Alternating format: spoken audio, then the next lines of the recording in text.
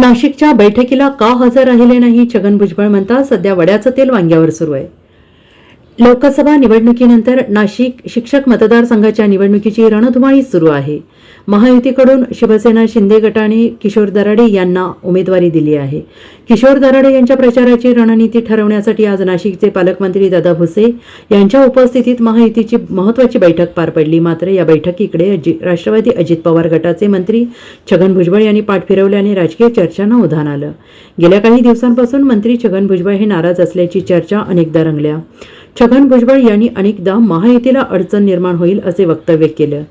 छगन भुजबळ हे राज्यसभा निवडणुकीसाठी इच्छुक होते, मात्र उपमुख्यमंत्री अजित पवार यांच्या पत्नी सुनेत्रा पवार यांना राष्ट्रवादीतून उमेदवारी देण्यात आली। त्यामुळे छगन भुजबळ नाराज असल्याच्या चर्चा पुन्हा सुरू झाल्या।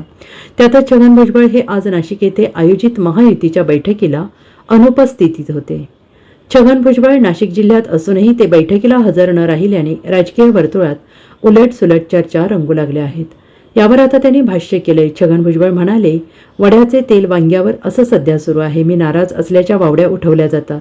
मी बैठकीला प्रत्येक ठिकाणी जाणं शक्य नसतं। काही मीटिंगला आमचे पदाधिकारी जात असतात, अशी प्रतिक्रिया त्यांनी दिली आहे।